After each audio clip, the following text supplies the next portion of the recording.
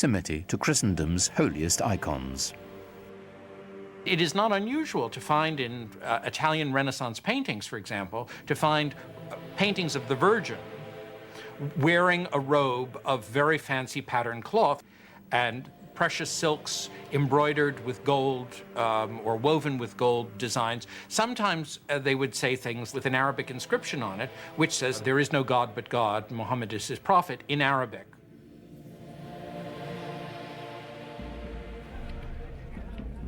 After almost 100 years of broken treaties and sporadic fighting, the Muslims reached a turning point in their struggles against the Crusaders. It came in the person of one of Islam's most celebrated figures. His name was Salah ud-Din, but the West would remember him and come to revere him as Saladin. There is certainly one thing that we must recognize about Saladin, and that is that he was successful where many others of his faith and of his part of the world had not been. That he possessed one unusual feature, in addition to his intelligence and his robust physical strength. He certainly seems to have been a great inspirer of his military followers. In 1187, Saladin amassed an army of 12,000 mounted warriors and lured the Crusaders out of Jerusalem onto a plain between two hills called the Horns of Hattin.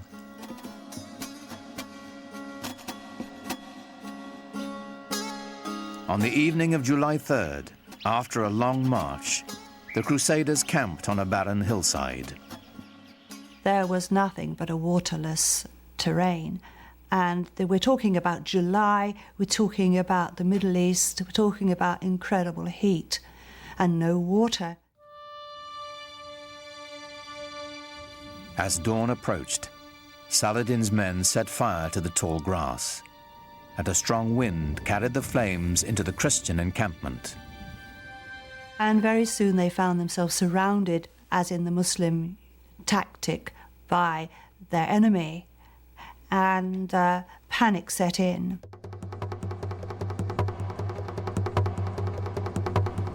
The flames bore down on them, and the heat became intense, Saladin's secretary wrote.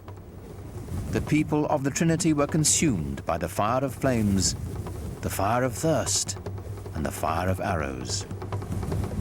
The army of the Crusaders was totally decimated. The victory at Hattin was a real turning point for Saladin. It meant that he could then proceed to take Jerusalem later on that year. 3 months later, Saladin entered Jerusalem. For the first time in almost a century, the call to prayer floated over the holy city once again. Allahu Akbar. Ashhadu an la ilaha illallah. Ashhadu an la. And yet, remarkably, Saladin leveled no retaliation against Christians or their holy places. In the Church of the Holy Sepulchre, Mass was celebrated as usual. Saladin also decreed that Christians who wished to could leave the city with their property. Those who chose to stay would be allowed to worship freely.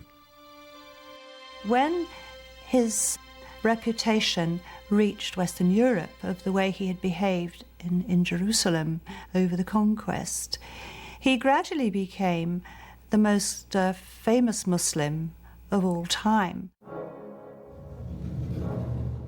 Saladin's victory did not put an end to Western aspirations in the Near East. Other crusades would follow, though, as with the first, they would hardly have an impact on the larger Islamic culture. The Crusaders would eventually be driven from their citadels along the coast and return to Europe. Their only lasting legacy, a few abandoned castles. But the returning Crusaders found themselves changed by their contact with Islamic culture. the long-term impact on European life would be profound. They were just amazed by the material culture that they found there. I mean, the quality of the merchandise, the quality of the goods was far better than anything they could find at home, and they brought it home with them. They came back, for example, with a taste for highly spiced food. They imported pepper and cinnamon and other Oriental spices because their taste buds had been whetted by a different cuisine.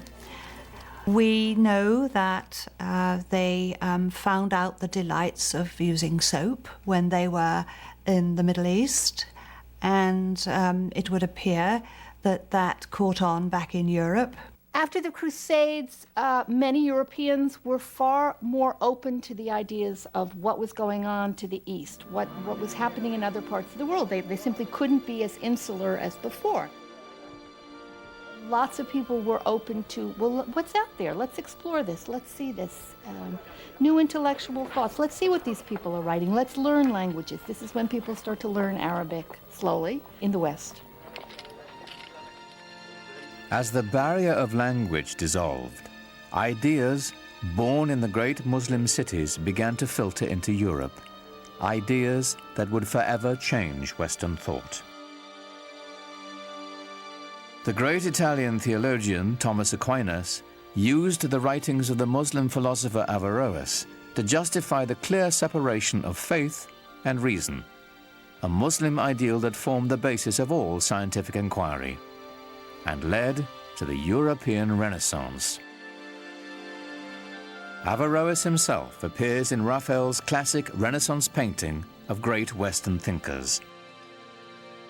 Here, alongside Plato and Aristotle, stands a vivid reminder of the debt the world owes Islam.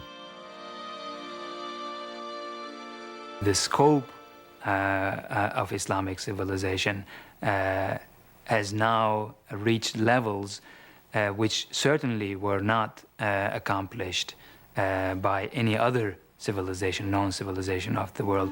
It actually unified parts of our globe in ways that had not been witnessed before. But this golden age of Islam was not to last.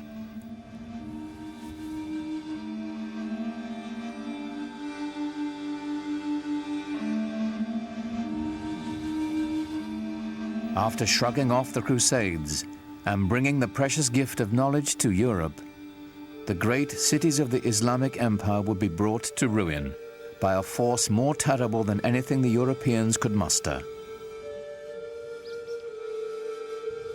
Their libraries destroyed, the wealth plundered, the empty cities stood mute in the aftermath of a devastation that descended upon them not from the west, but from the east.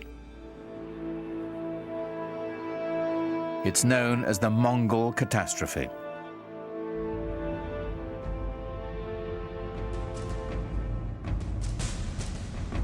The Mongols were Turco-Mongolian nomads from the steppes of Central Asia. In the 13th century, they rampaged across much of Eurasia between the Ukraine and China. It wasn't long before they entered Islamic Persia.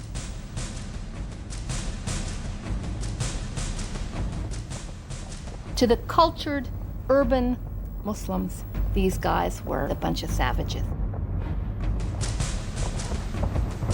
When you entered the Mongol army, you came with yourself and 3 horses, and you lived off the horses. First you drank their blood, and then when you moved far enough away, you killed them, you slaughtered them, and you ate their meat. And that's why they could go so far and survive so long. Terror was the Mongols' principal tactic. One of the local Iranian leaders foolishly decides to kill off the emissary that the Mongols have sent. And in doing that, he evokes the anger of the Mongols, who want to use him as an example. And they use this retaliatory technique often of killing off entire towns, wiping them out as examples. And so they build these fantastic towers of skulls where they pile up all the dead bodies as an example, and then all the other towns around immediately give way.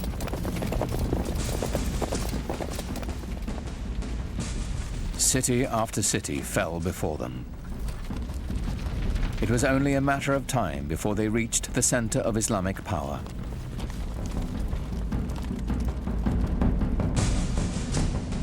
On February the 10th, 1258, the Mongols took Baghdad.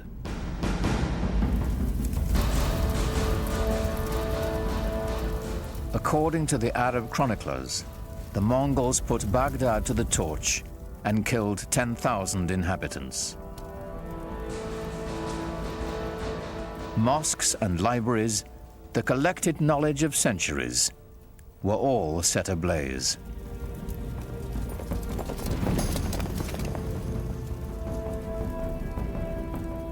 Within less than 50 years, the Mongols seized the heart of the Islamic Empire from the Arabs.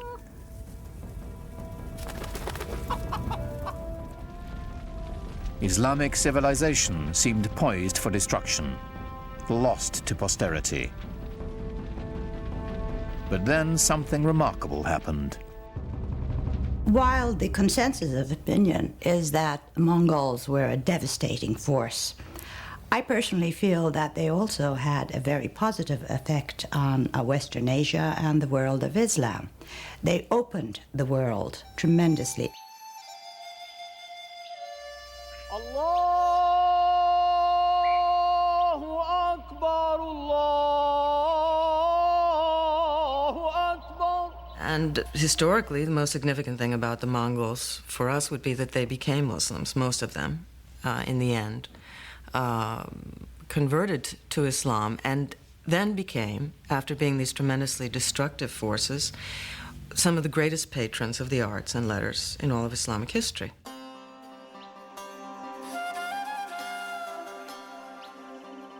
The conversion and its lasting effect was extraordinary. Within a decade, the Mongols had gone from building towers of human heads to building mosques glorifying God.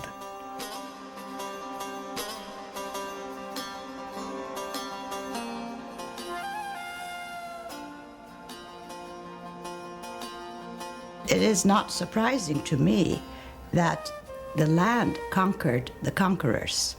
The Mongols themselves became Muslims or Islamic leaders par excellence. The Mongols transformed Islam. Now Islamic power could be held by anyone, not just the Arabs who had created it. The Mongols threw open the door for the great gunpowder empire to follow.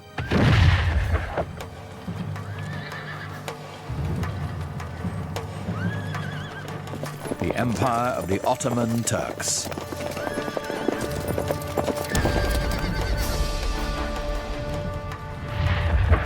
Islam was now set on a new course of expansion to both the East and the West, marching to the beat of Turkish drums.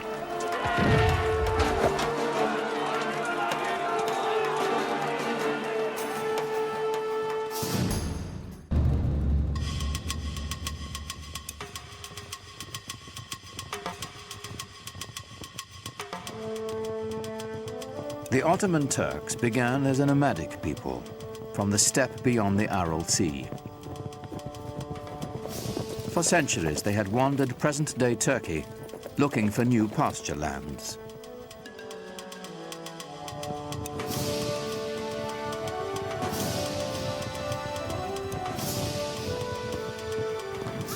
Muslim sultans had enlisted them as mercenaries to fight off the Mongol hordes. But in the upheaval following the Mongol invasion, the Turks began to stake out their own territorial claims. From their ranks emerged a warlord of legendary ambition. His name was Osman Bey. It's said that Osman had a miraculous dream of a magical tree whose many branches foretold his siring a powerful lineage. One wonders how much of it is truth, how much of it is legend. It makes a lovely story. And miracles are always more easy to digest than reality. I don't think he realized that he was setting up such a fantastic dynasty, a dynasty that was to rule the crucial link between 3 continents. The followers of Osman became known as Ottomans. They considered themselves warriors for the faith, or Ghazis, whose destiny was to bring Islam to the world.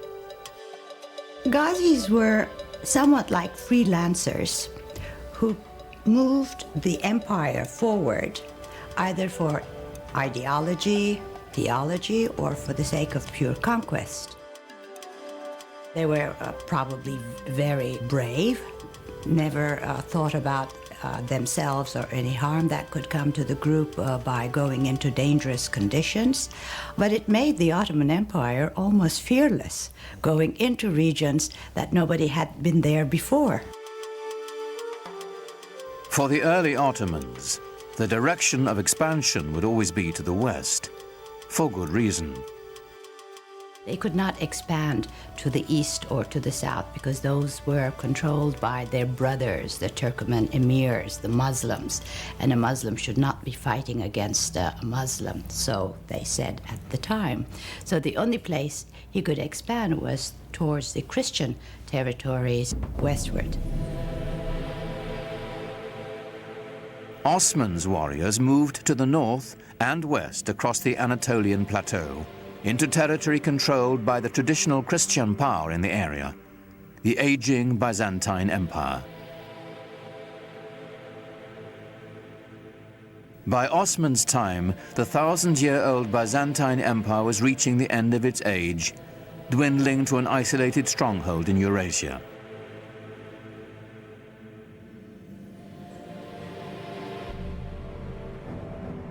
The Crusaders had already wreaked havoc across the region on their way to Jerusalem, sacking the capital city and helping to reduce the once proud Byzantine Empire to a few small warring states.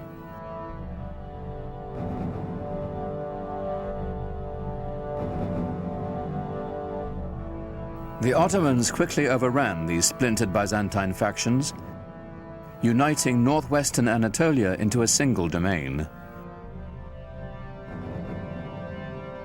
In 1326, the Ottomans took the powerful Byzantine city of Bursa, a victory that would change the character of the Ottoman Turks forever.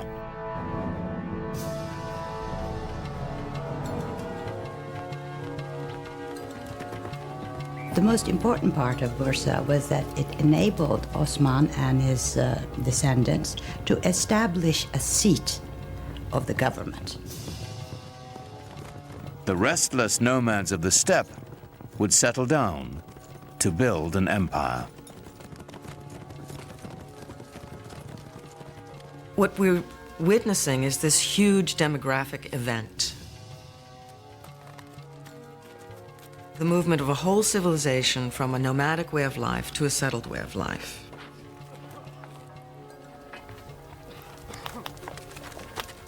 Now, when the Ottomans took Bursa and set it up as their capital, they were very concerned to establish themselves as the rightful standard bearers of Muslim civilization.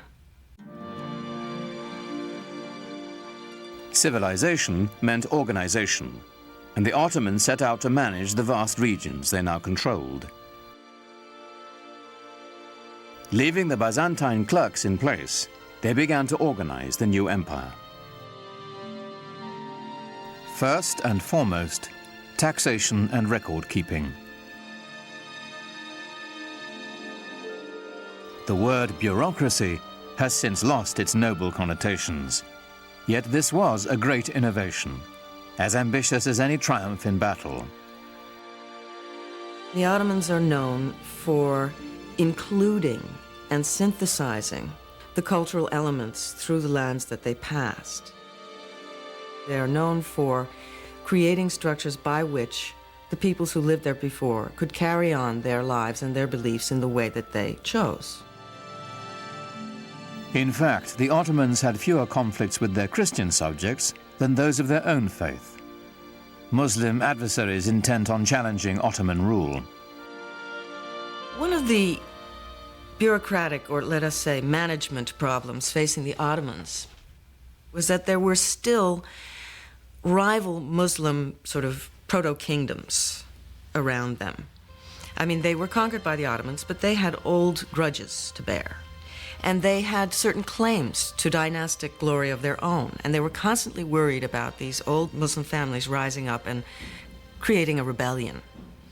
And so the story goes that they felt it would be imprudent to have the army made up of these sorts of people.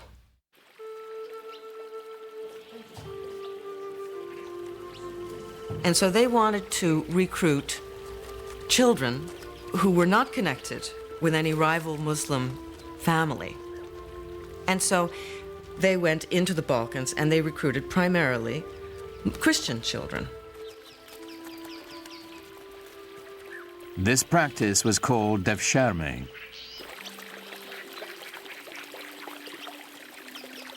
The young boys were technically slaves of the Sultan, but they weren't treated like slaves. First, they were brought into the Muslim faith, taught rituals of washing and prayer, and the Arabic and Ottoman languages. This served a political as well as a religious purpose. Through the devshirme system, the Ottomans could create a caste without any conflicting loyalties to tribe or family. The children had such great future that a lot of the times Turks or even Muslims pretended that their children were Christian born and would register them with the devshirme officials. The system was so beautiful in that they only had one allegiance, to the Sultan. No family, no region, no other ties. These children were then given the best possible education available in the world, perhaps, at the time. And they were then able to move into the highest positions of power in the empire. Those who were brainy went to the palace schools and graduated into different levels of viziers and governors. They even became grand viziers. Those who were brawny went to the Janissary Corps. The Janissaries were the Sultan's elite infantry. It was an army that would set the standard for centuries to come. They were the strongest, trained as military machines, no fear of dying, totally fearless, and their only love was to serve the Sultan. They were trained with all the precision and discipline, pomp and circumstance of a modern army. For the first time, an army wore uniforms and went into battle to the accompaniment of a military band. The Janissaries were the most feared troops in the Western world, a force that was worthy of this new Islamic empire and its restless visions of conquest.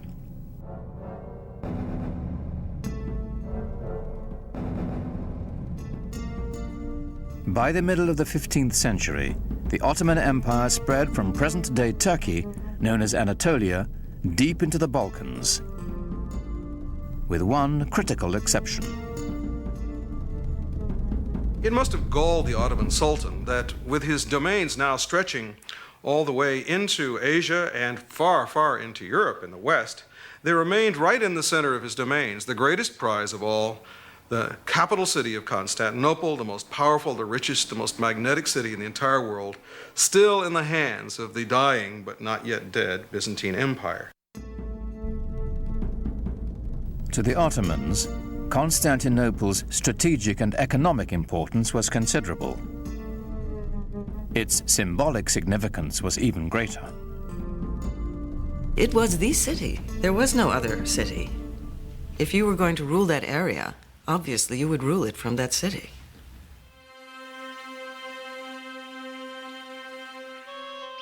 It's said that the goal of laying claim to Constantinople was decreed by Muhammad himself. Every Ottoman ruler since Osman had wanted to seize the city, but it had always remained firmly in Christian hands.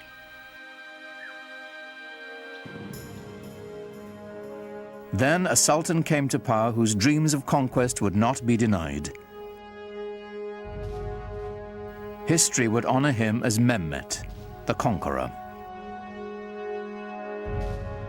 When he assumed the sultanate, he was only 12 years old, but he was already well versed in Ottoman politics.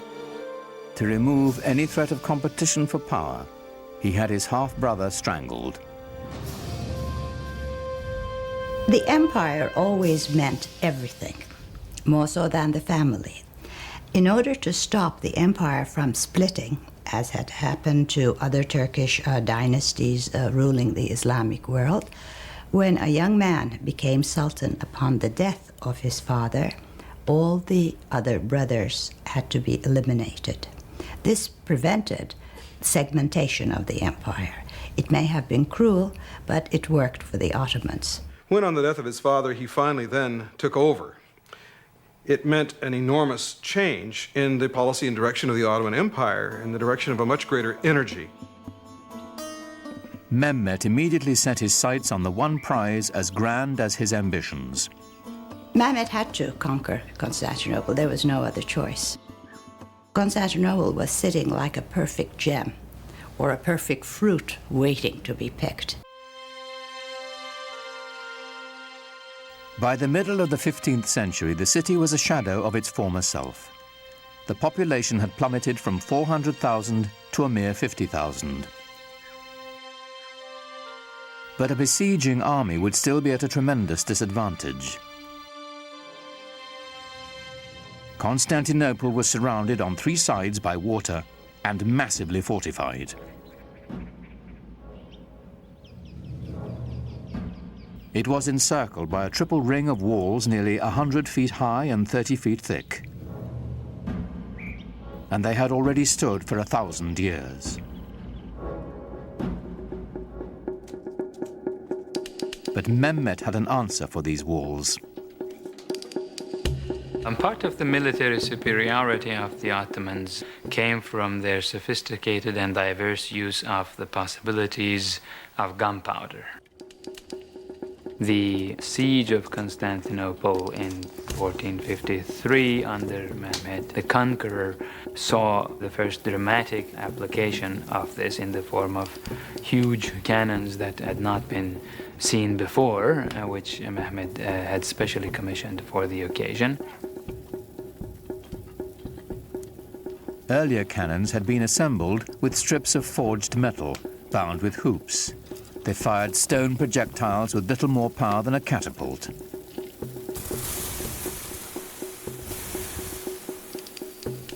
A new breed of cannons could be cast of solid bronze and packed with enough gunpowder to propel metal cannonballs with staggering force. But Mehmet was not staking his hopes on cannon alone. The mile-wide channel of the Bosphorus Strait was all that connected the city to the Black Sea. If he could cut it off, Constantinople would be at his mercy.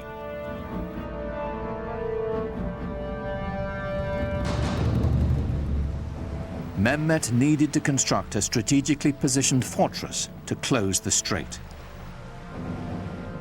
He built it right in the shadow of the great city walls.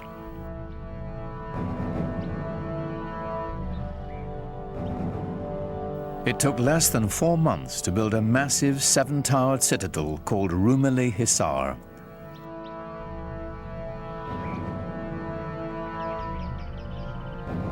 Mehmet himself is said to have carried stones during its construction.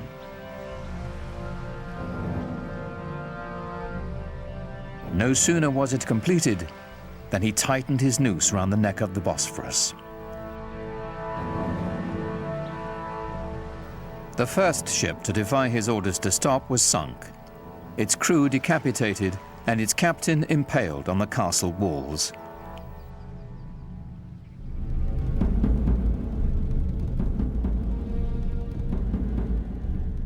To stop Mehmet's ships from approaching, the Byzantines strung a massive chain across the strait.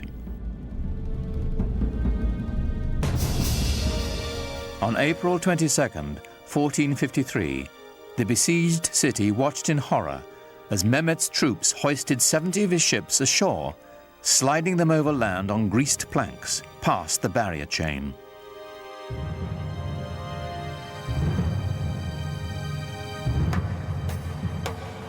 More than 100,000 Ottoman soldiers now stood before the walls of Constantinople, braced for the greatest bombardment the history of warfare had ever known.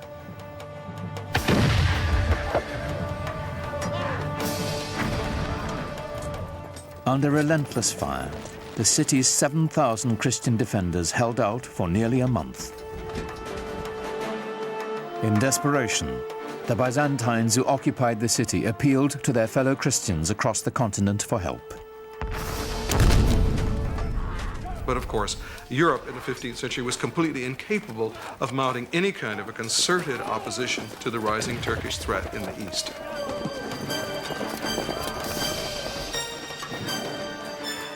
At that time, the kings of Europe had military and political problems of their own. Constantinople would have to fend for itself.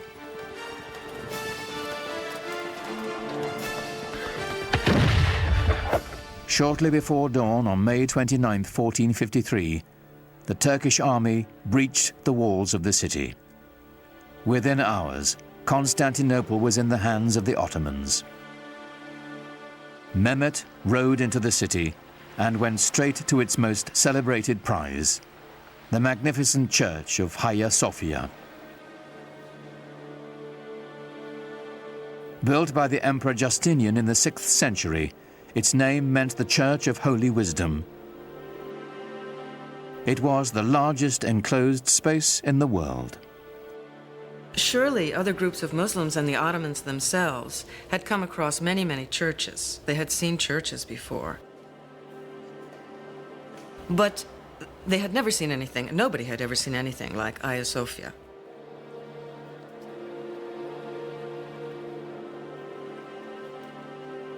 The Hagia Sophia, or Hagia Sophia as it's called in Turkish, was one of the marvels of architecture, marvels of the world. It had the largest and highest dome in history, and it was beautifully embellished with gold mosaics, and the space is incredible. For Mehmet, it was a great booty. Inside the church, a Turkish voice rose, proclaiming in Arabic the first pillar of Islam. There is no God but God. Muhammad is his messenger.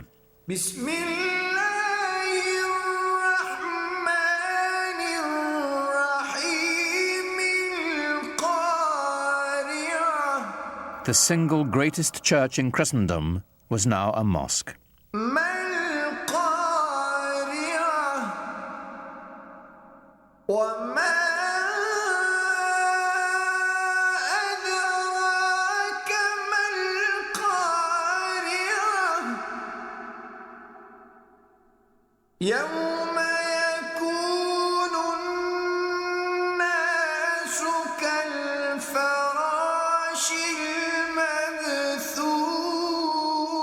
The Hagia Sophia became the inspiration for all Ottoman domed mosques to come. But none would ever match its size and scope, and it belonged to Mehmet the Conqueror.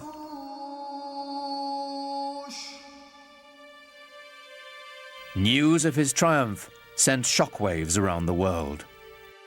For Europeans, it was a concomitant disaster. Constantinople was, after all, the New Rome. It was Constantine's capital city. It was the symbol of Christian dominance in the East.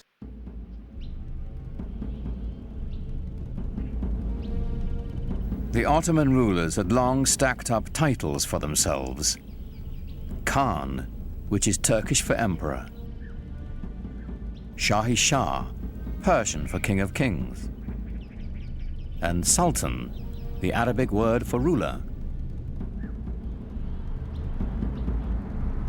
But now, with all the former Byzantine Empire under their command, Mehmet and his successors claimed yet another title, Holy Roman Emperor.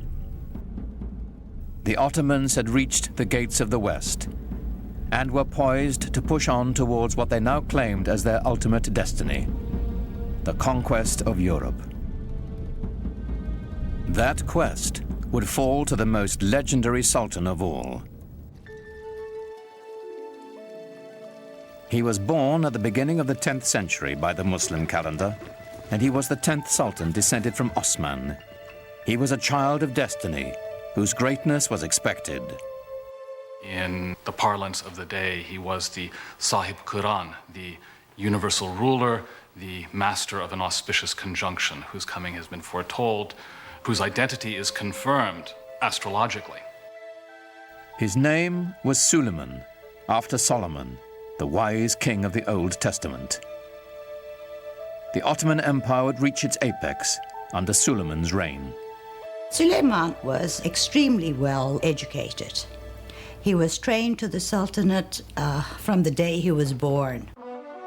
As a young prince, he formed a relationship that would have a tremendous impact on his life and on the empire as well.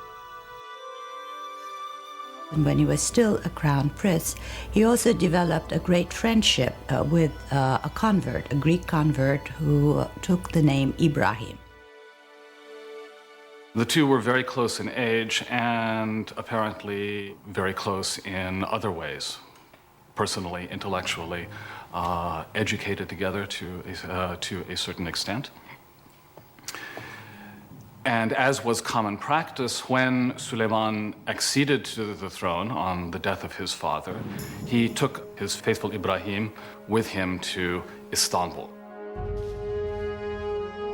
Suleiman was 26 when he took the throne, determined to make his mark on the world, as soon as his ministers would let him.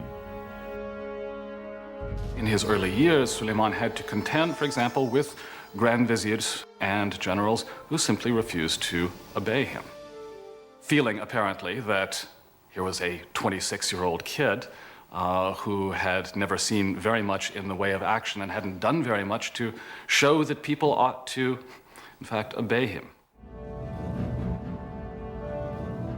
The way to prove his mettle was on the battlefield. Every new sultan was expected to begin his reign by expanding the empire. Ottomans now controlled Kurdistan, Egypt, and the holiest cities of Islam, Mecca and Medina. Suleiman set his sights on Belgrade in Hungary, the stepping stone to Europe.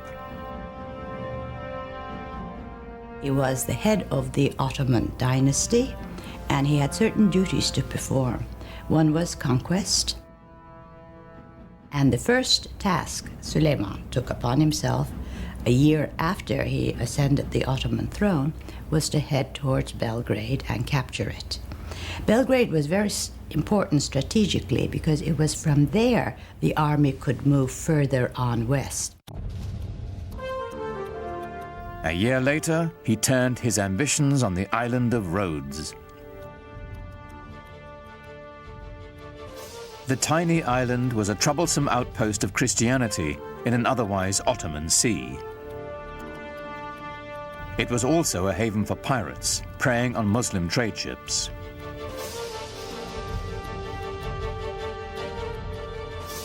The 50,000 defenders of Rhodes manned one of the strongest forts in the world. Suleiman decided on a tactic other than relying on gunfire from his huge cannons. A new tactic, seldom used until that time. The Ottomans are the first major force to actually develop new ways of harnessing gunpowder to the cause of military expansion in creative ways.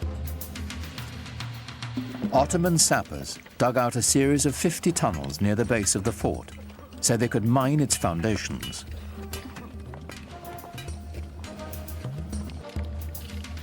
Performing this dangerous work were expendable Christian conscripts from the Balkans.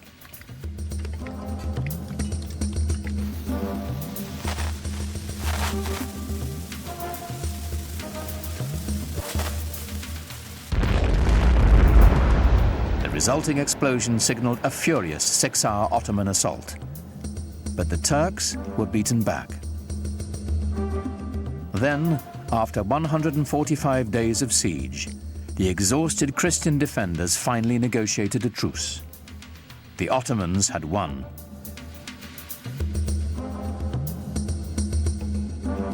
Victory did more than deliver roads to the empire. Suleiman was now a sultan to be taken seriously.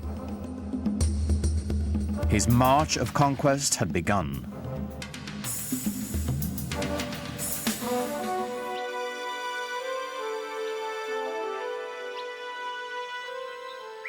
Europe grew to fear the name of Suleiman.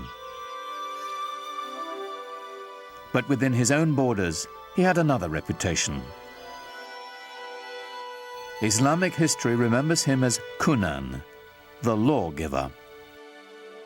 Ottomans were really bureaucrats in full sense of the word.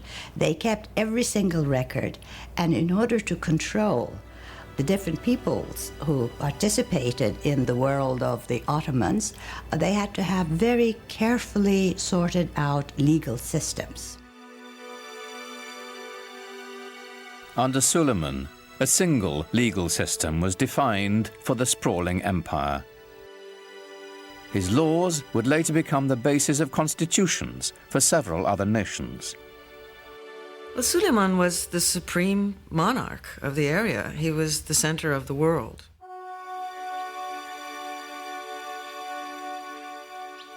He inaugurated a classical age in Ottoman architecture, commissioning some of the most spectacular buildings the world has ever seen.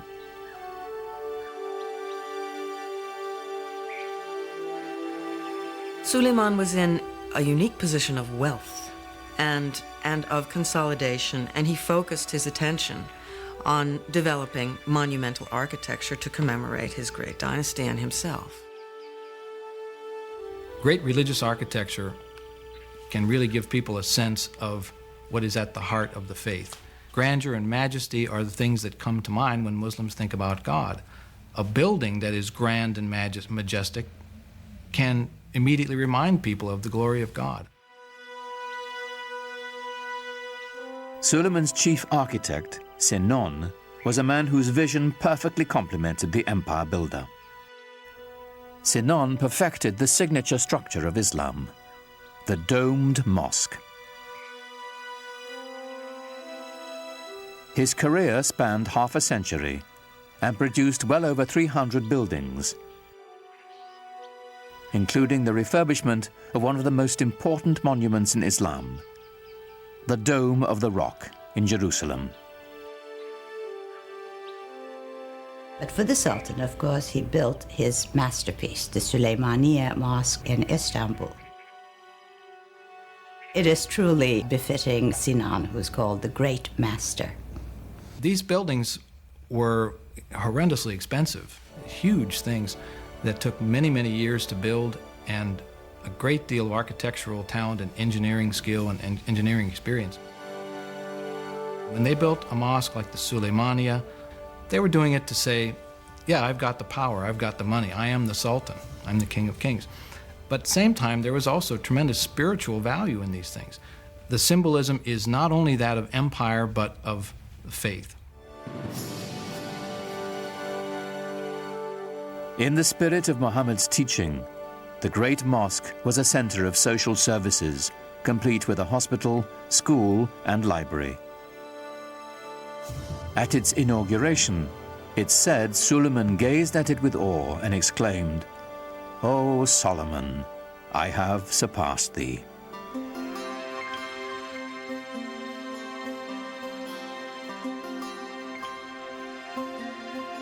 No less impressive was Suleiman's palace. Topkapi was both the seat of government and his private dwelling. Suleiman was also a great patron of the arts. And since the empire was very rich, the best artisans were there. So everything started flourishing. The architecture or the arts of his period show the first golden age of the Ottoman world.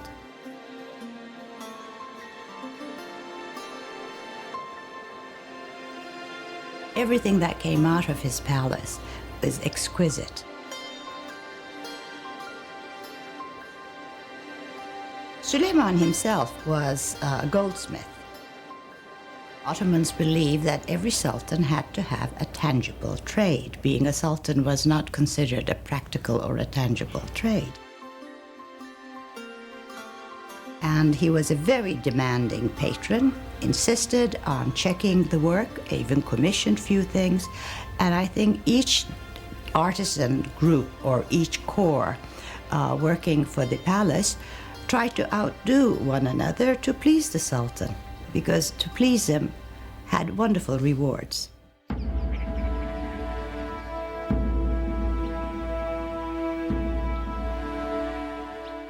And the Ottomans, of course, exercised quite a lot of influence on the European imagination, and the royal and the political, if you will, ceremony and pomp of the Ottomans was such that it would have humbled any citizen of the known world then. This was arguably one of the greatest world empires, and European observers could not walk away without feeling of respect for the sheer power of the Ottomans. In public, Suleiman required that all those around him remain completely silent, while he made his wishes known with the slightest nod or gesture. It must have been a tremendously impressive sight to see the courtyard of the palace filled with some 6,000 or 7,000 janissaries and other functionaries, no one saying a word. What was going on here was the creation of a sovereignty so mysterious and yet so far-reaching as to be seen as nearly divine. As Suleiman's power grew, his lifelong friend Ibrahim rose in the court structure.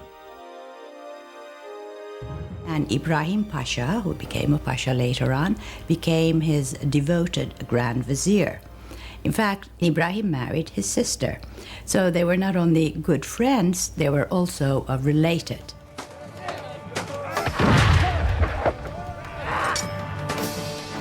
Ibrahim campaigned with his own army, growing in influence and ambition, till his power was second only to Suleiman's.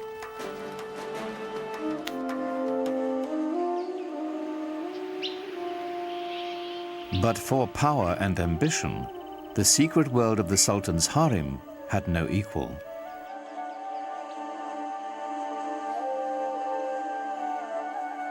Contrary to the Western stereotype, it was not the Sultan's playpen, but lay at the center of dynastic power.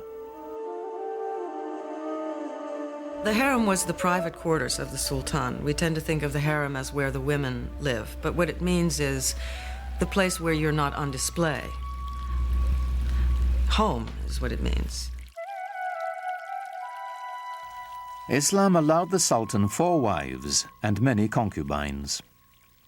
It was a system designed to produce heirs, is what it was.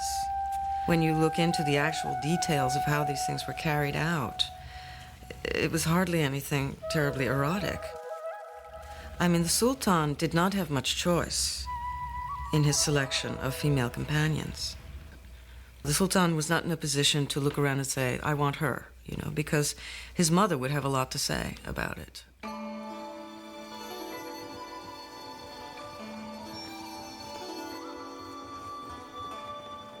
With his first wife, Suleiman had a son and heir, Mustafa. But while he was in his mid-30s, the Sultan fell deeply in love with a Slavic slave girl named Harem. In the West, we know her by a different name, Roxolana. Roxolana would bear him a rival heir and become Suleiman's most trusted confidant. The Sultan was supposed to be protected from any undue influences. He was supposed to be protected from any rivals. And in a way, this creates a vacuum around his person into which the harem life can enter. And so the fact that he was so protected works in a funny way to expose him to the influence of his female companions with whom he spent so much time. And there were tremendously intelligent and ambitious women around him, Roxolana being the most famous of all. Suleiman is a complex character. A man that we know from his own life was capable of the tenderest emotions, both toward his male friends and especially toward the great love of his life, his wife Hürrem Sultan, and toward his family as well. He had a number of extremely talented sons on whom he lavished a great deal of affection. Suleiman groomed his firstborn son Mustafa for power. In the Ottoman tradition, the young prince entered the military and quickly won recognition as a talented general. Mustafa was clearly the heir apparent. For Suleiman, the future of his empire seemed limitless. I am God's slave and sultan of this world, Suleiman would carve on a conquered fortress. I am Suleiman, in whose name the Friday sermon is read in Mecca and Medina. In Baghdad, I am the Shah. In the Byzantine realms, I am the Caesar. And in Egypt, the Sultan. He, of course, at the height of his powers, clearly saw himself as dwarfing all his rivals, perhaps rightly so. One of Suleiman's greatest rivals was to the east, the empire of the Persian Safavids. This was a Muslim enemy whose rival creed made them fierce antagonists of the Ottomans for centuries. The Safavids were also Turkic in their ethnic origins, and indeed spoke Turkish as a language of daily life. But they were moving into the Muslim world, unlike the Ottomans who were moving into the West. So for the Ottoman Empire, they formed sort of the boundaries, the easternmost boundaries of the Ottoman realm.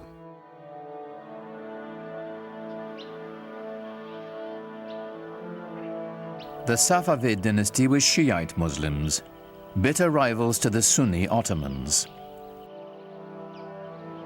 According to the Shiites, a leader had to be designated by his predecessor and had to be of the family of Muhammad. According to the Sunni view, it was not designation that was necessary, and a person could be a leader of the community without being a direct descendant of Muhammad. This challenge to legitimacy is the basis of the Shiite-Sunni split, a bitter division that still separates the Muslim world to this day. And I would say the Ottomans never really thought of themselves so much as Sunni until the Safavids came forth as this rival Shi'i. So the Safavids developed a rival ideology to the Ottomans, which then became an occasion for war over, of course, what wars are usually fought over. Wars are fought over land, over wealth, over territory, over prestige. And the Safavids waged a war of ideology in eastern Anatolia, which was always, for the Ottomans, the most worrisome part. The terrain is difficult to conquer, difficult to control. The Safavid military was formidable, but there were cultural rivals to the Ottomans as well. They were great patrons of the arts. I think we know them more for their artistic patronage than of their great conquests and laws and systems and administration. When you look at Isfahan, it is the most beautiful city in the world, and that is the Safavid city, it's the Safavid capital. But it doesn't give you the same sense of power that the Ottoman Empire had or the Ottoman capital had. It's a different sense of power. It's more eloquent, perhaps, more precious in its decoration and its ceremonial spaces. It's a totally different aspect of Islam. Safavi art and architecture is on a finer scale. It's known for its filigree. It's known for its intricate brushwork, rather than for its stunning scale. In the soaring palaces of the Safavid Shahs, murderous intrigues against Suleiman and his dynasty were hatched that would reach into his very household.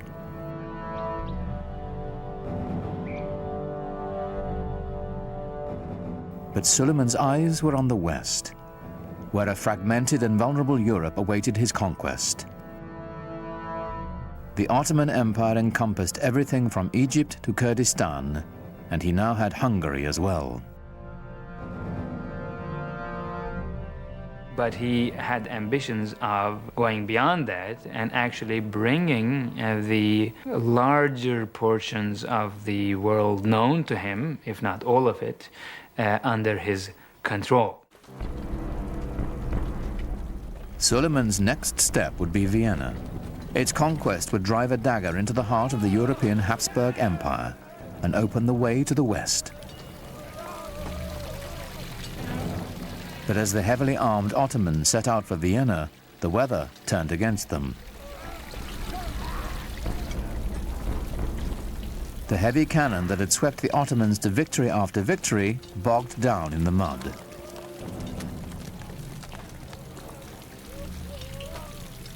Suleiman had to move on without them.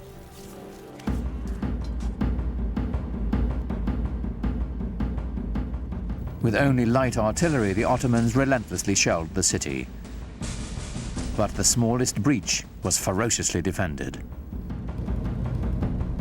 After a lengthy siege, with winter fast approaching, Suleiman withdrew his forces. He was not concerned. He was sure he would return soon enough. He never did. Suleiman's failure to take Vienna was pivotal for Europe. It was the first major defeat after a long time. The Europeans had been losing and losing and losing. And this was the dawn of a new day for Europe. But Suleiman had little to fear from Europe. Rival Muslim Safavids and his own family would bring the cruelest of sorrows to the Sultan, and ultimately to his empire as well. Suleiman, in some ways, serves as a sort of epitome of the 16th century idea of the wise and just ruler who was at the same time a very tragic figure.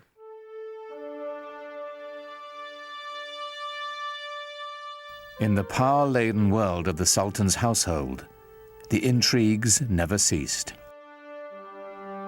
The Topkapı Palace, as it was originally conceived, had no quarters for the ladies. The women lived in what was called the Old Palace.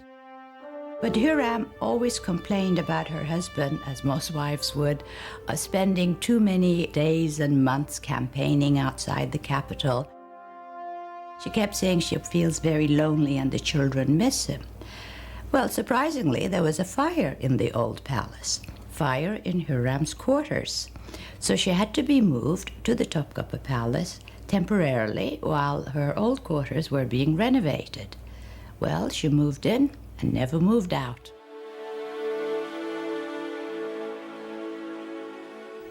Now Hürrem was at the center of power, promoting her own son as heir apparent and immersing herself in a web of deadly gossip and suspicion. She was incredibly devoted to her husband, and any threat to Suleiman was a threat to her, and she had to get rid of it. The first threat came from Ibrahim Pasha, who assumed titles that were only given to sultans. So Hürrem knew something was going to happen eventually. And to protect the empire and the dynasty, Ibrahim Pasha had to go.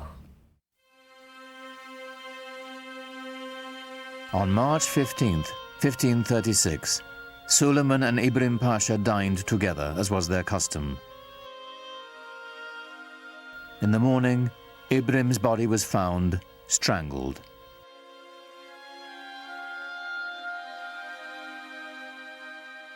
But Suleiman's desolation and loss had only begun.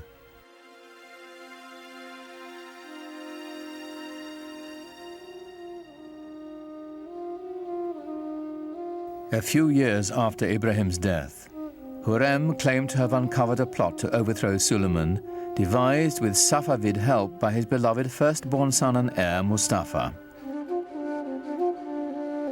This is a continuous problem in Ottoman history, sons trying to eventually replace their father. This happens in monarchies. Succession could become a problem, and it was an acute problem, and Suleiman had his share of it and perhaps did not always play his hands right. Without hesitation, Suleiman ordered Mustafa's execution, then sat by the young man's body for days, refusing to allow anyone to touch him. The best hope for the empire's future was dead.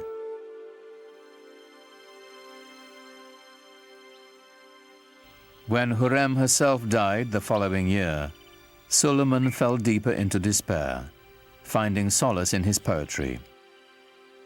Most of the poetry, I think, was written after he lost his wife, since he talks about the loneliness of being in office, that he has nobody left anymore, and he's dying to join her. Even if your reign on the imperial throne seems everlasting, don't be taken in. One day a hostile wind will blow and bring to your land of beauty heaven's misfortune and deepest suffering. In all his loneliness, there was only one refuge for the Sultan whose power, like his sorrow, seemed limitless. He returned to the field of battle, to the work of conquest. He personally led 13 campaigns. The last one was at Szigetvar, which is in Hungary now. I think he knew that this was going to be his last campaign. He personally led it, knowing that he would not come back alive. In 1561, the man who had ruled the empire longer than any other died in his grand war pavilion, surrounded by his generals. He was 67. No Ottoman Sultan would ever achieve his greatness again. The nexus of world power would move from the Mediterranean Sea to the Atlantic Ocean and the New World, slowly leaving the Ottomans behind.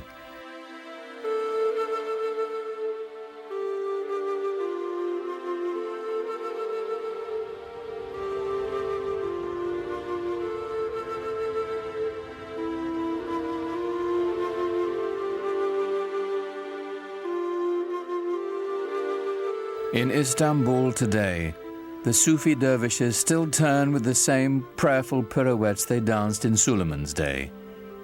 It is a meditation in motion, whose mystic origins go back even further, to the time of the Prophet Muhammad.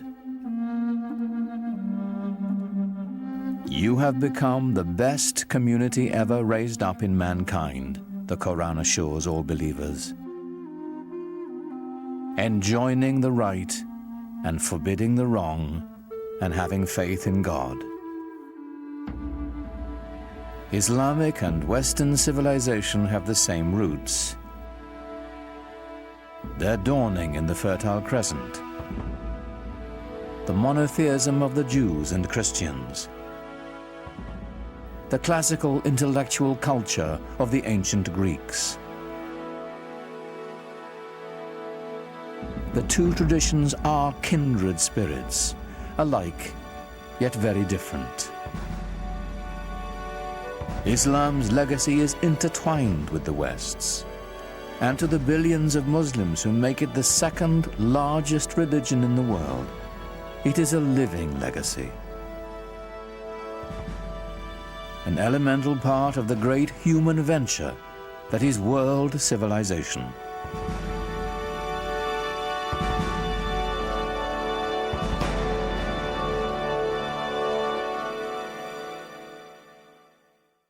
Islam Empire of Faith continues at PBS Online. Click through our interactive timeline to learn more about the history and culture of Islam, or take a virtual tour of the Dome of the Rock and other extraordinary sights. It's all online at pbs.org or America Online, keyword PBS.